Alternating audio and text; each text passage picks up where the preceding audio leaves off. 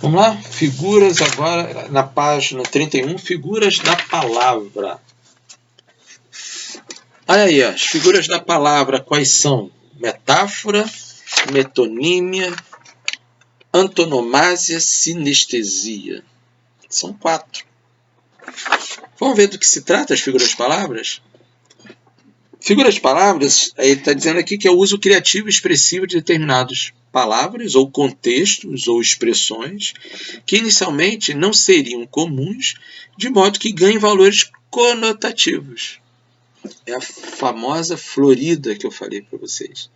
Você faz comparação e ao mesmo tempo você bota flores, enfeita com flores, é um enfeite, né? Você enfeitar, é aquela história de que o camarada vai casar, aí você vai casar na igreja, aí você chega lá, tá cheio de rosa para tudo qualquer canto. O que aquilo tá adianta? É só elementos a mais são colocados ali, né? Qual a representação daquilo ali? É para ficar bonito, para chamar atenção, para a filmagem, as fotos ficarem bonitas, né? Porque sem aquilo, sozinho, não ficaria bonito. Não é a mesma coisa? Então, a igreja sozinha é uma coisa, a igreja com flores é outra. Uma igreja sozinha é da missa, uma igreja com flores é do casamento. E aí? Como fica? Estão entendendo como é que são as coisas?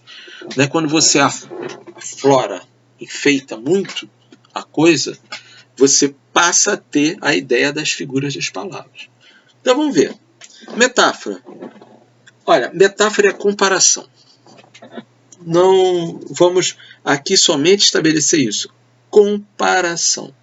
É uma comparação que parte do escritor. Então é algo subjetivo. E que quando ele passar para nós, para o leitor, a gente vai ter que entender. Ele vai ter que colocar de certa forma que nós entendemos. Tá? Os sentidos vão ser diferentes, né? Mas a gente vai ter que entender isso de alguma forma. Então não é só chegar lá e trocar a palavra e achar que é metáfora. Não, tem que trocar a palavra, trocar a expressão, mudar e que mude o sentido, né? De forma do sentido da palavra, né? Então você tem aí uma conotação muito forte nas metáforas. É muito forte a conotação, tá? Ver esse textozinho aqui, ó. Silêncio era a coisa de que aquele rei mais gostava, e de que a cada dia mais parecia gostar. Qualquer ruído, dizia, era a faca nos meus ouvidos. Então a faca aqui é a metáfora de que algo machucava o ouvido dele. Né? É a faca nos meus ouvidos. Enfia uma faca no ouvido para ver o que acontece. Morre, né? Até. Então é a forma com que o autor colocou para mostrar que o leitor, ao ler, a faca significa algo muito ruim aos ouvidos do rei. Então, a faca não tem um sentido de faca. Tem um sentido outro. Ela está ligada ao quê? A coisa ruim do ouvido. A algo ruim que entra no ouvido. Algo que incomoda. Né? Então, não é o sentido literal da palavra, é o sentido conotativo. Tá certo? Então, é uma figura que compara. Então, você compara a faca a alguma coisa. Né? Deixa eu ver se tem outro exemplo aqui. Ele não...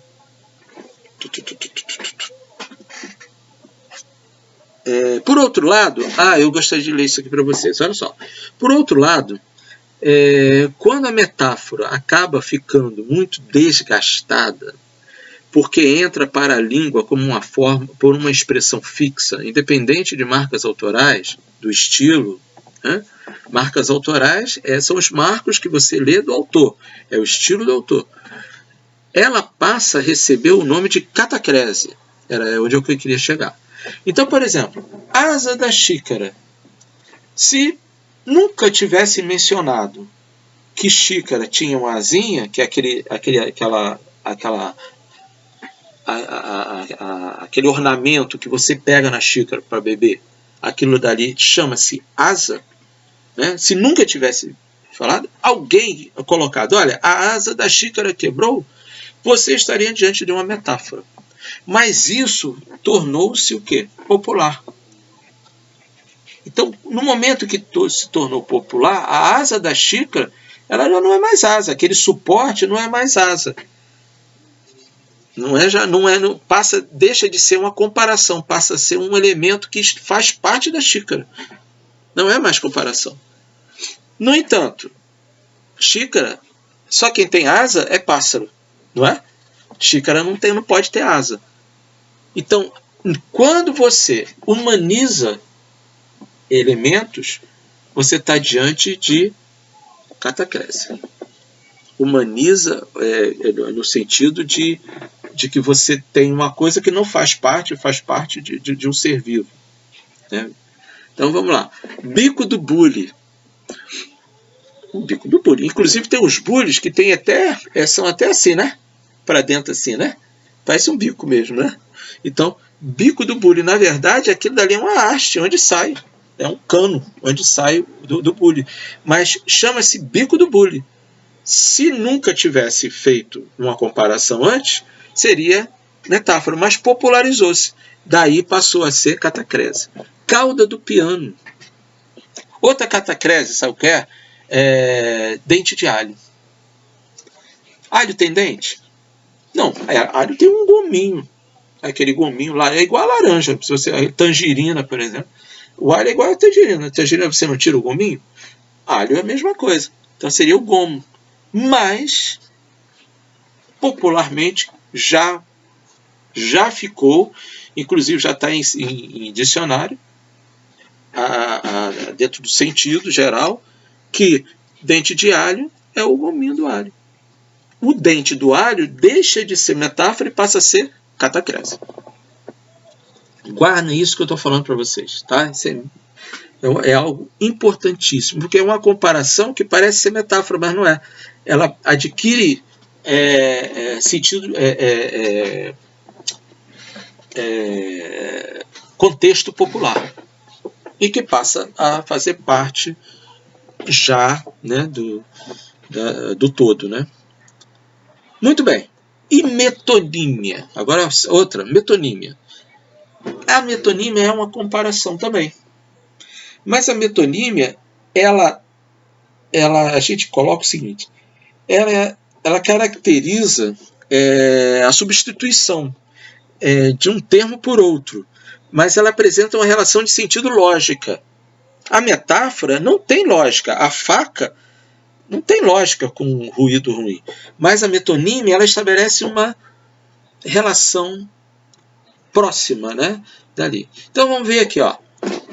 Veja o anúncio a seguir, que peitos e coxas podem estabelecer uma relação metonímica entre a galinha a ser preparada na receita, mas também com o corpo humano, o que é sugerido em termos como esfregar e bronzeado, os quais não costumam ser utilizados em culinárias. Esfregue um cubinho de caldo quinó nos peitos e nas coxas para um bronzeado perfeito. Metonímia. Por quê? Porque a metáfora seria totalmente diferente. Um cubinho de caldo quinó no peito e na coxa do frango para que ele tenha um bronzeado, para que fique aquela cor bonita depois de pronto. Então aqui você tem a metonímia. Para ser metáfora, esfregue, aqui você poderia escrever, esfregue um carvão, né, nos peitos e nas coxas para uma pintura geral. O carvão, sim. O carvão não teria uma conotação direta do bronzeado. Teria uma conotação direta com ficar escuro, como pintar. Tá certo? Então o carvão seria a metáfora, mas o restante você teria uma metonímia. Tá bom? Então, só fazendo exercícios que a gente vai entender isso daí. Gente, vamos para essas duas últimas aqui, senão o vídeo vai ficar longo para show. Perífrase. Essa tem que ter cuidado.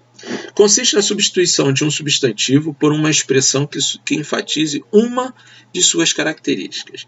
Veja, por exemplo, como a revista abaixo preferiu se referir à cantora Madonna pelo epíteto de rainha do pop music, da pop music, e não por seu nome de batismo, ou pelo seu nome artístico, com vistas a atrair um público leitor. É típico, perífrase e antonomásia é a mesma coisa, típico de publicidade. Né?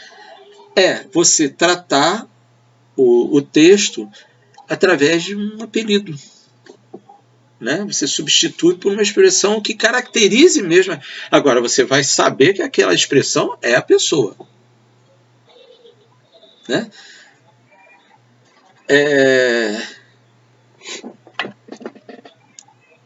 Vamos a Peter Pan. Né? Capitão Gancho procurava sequestrar Peter Pan para adquirir seus poderes. O Caolha, olha só, o Caolha nunca conseguiu tal resultado. Caolha é uma antonomásia do Capitão Gancho. Você está fazendo uma comparação. Mas você sabe que o Caolha é ele. Né? Ele usa um tapa-olho, um Caolha. Então aqui a rainha da pop music e a figura da Madonna. Podia ter botado Madonna, né? E outras coisas, tá? Então cuidado com antonomásia ou perífrase, é a mesma coisa. Cuidado, isso é muito cobrado em concurso. Muito cuidado. Sinestesia. Consiste no emprego de palavras ligadas aos 5 sentidos, mas de forma inusitada, geralmente misturando as sensações. Veja, os poemas vogais, tradução de Ivo Barroso, aqui do original Voyelles, né, de Rimbaud. Né, a sinestesia não na descrição das vogais, atribuindo a elas cores, volumes e sons. Olha lá. A negro, a branco e rubro, o verde. O azul, vogais. Um dia hei de dizer vossas fontes latentes. A.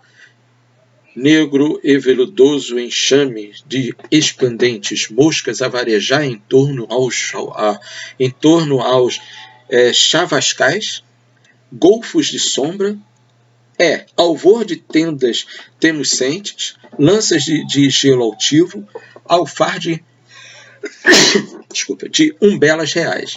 E púrpuras, cuspir de sangue, arcos labiais, sorrindo em fúria ou nos transportes penitentes.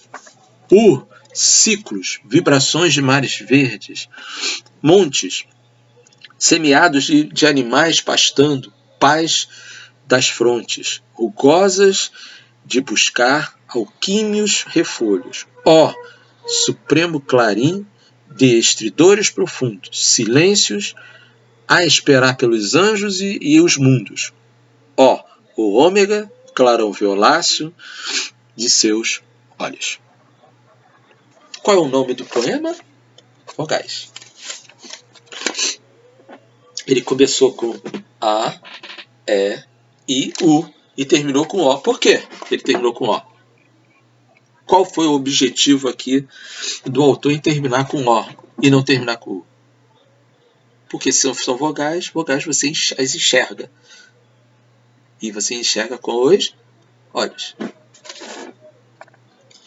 O ômega, clarão violáceo de seus olhos. Isso é sinestesia, tá? Então você usa as sensações aqui, você tem todas as sensações, né? É muito interessante. Então vamos dar uma pausa, porque 14 minutos, né? Mas para não interromper dentro das figuras de onde nós estamos, de pensamento, não, da palavra, figuras da palavra. Vamos lá.